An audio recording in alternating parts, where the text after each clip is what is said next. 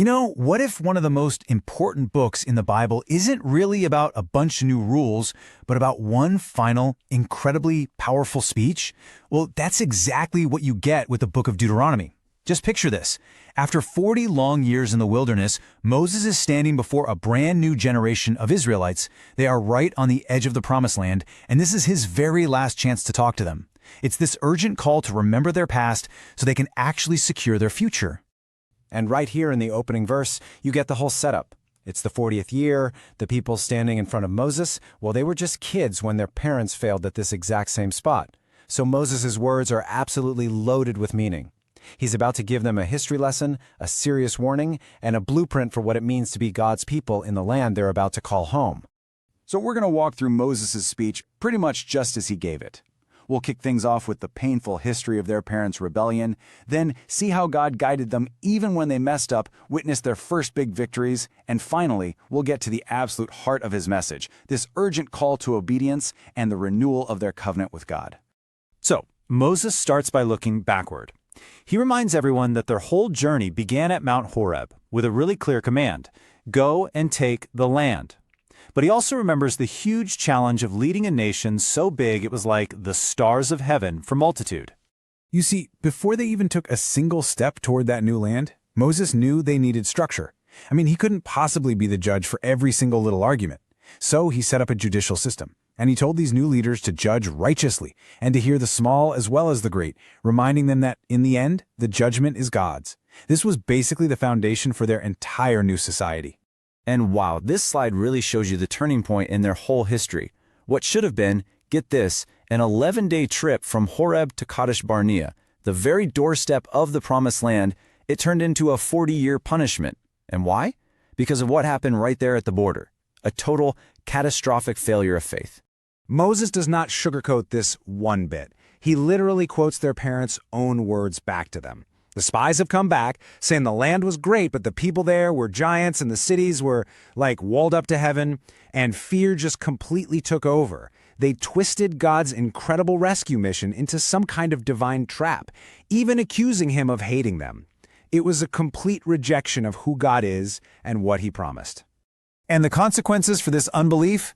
They were severe and they were final. An entire generation that saw the miracles in Egypt with their own eyes was condemned to die in the wilderness. The only exceptions were Caleb and Joshua, the two spies who actually held on to their faith. So the promise was passed to their children, the very people now standing right in front of Moses. And this is really the punchline of chapter 1. Moses isn't just recounting history to make them feel guilty. He's screaming, learn from this. Your parents let fear become their reality, and it cost them everything. Do not make the same mistake.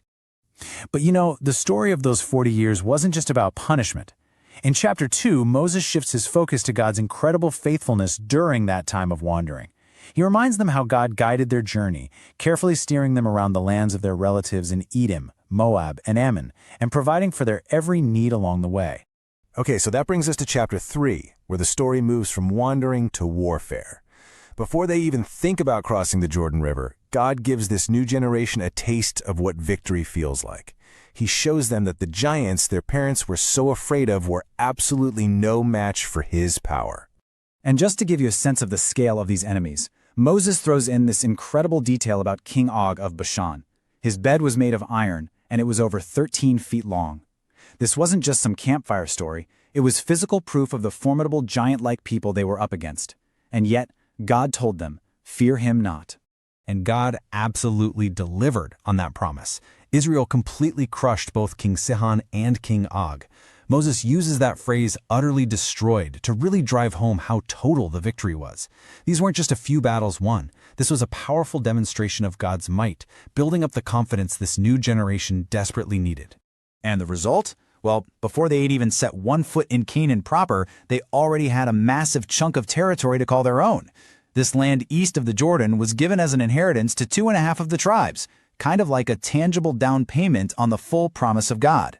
But chapter 3 ends on this really personal and honestly heartbreaking note. Moses remembers how he begged God to let him cross over and see the good land, but God's answer was final, no. Because of his own moment of failure, he was barred too. Instead, God tells him to go up Mount Pisgah to see the land from a distance, And, most importantly, to commission Joshua as the new leader. The torch was officially being passed.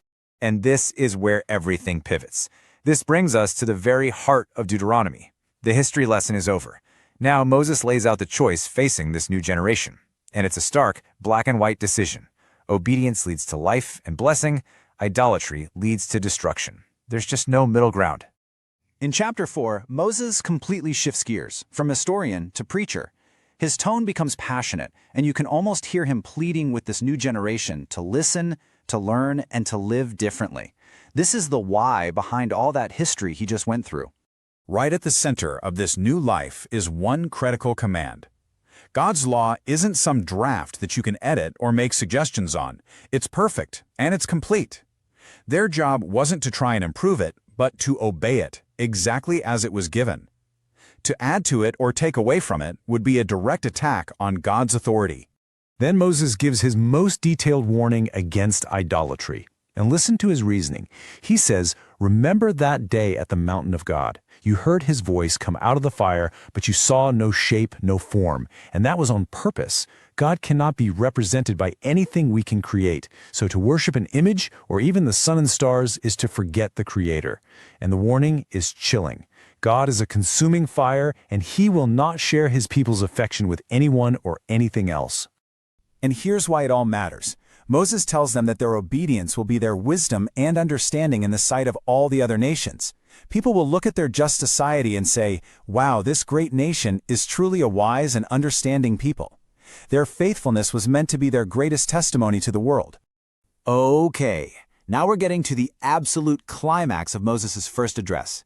He's laid the foundation with their history, and now he is rebuilding the very structure of their covenant. He's about to recite the 10 Commandments, not as a history lesson, but as their personal, binding contract with God.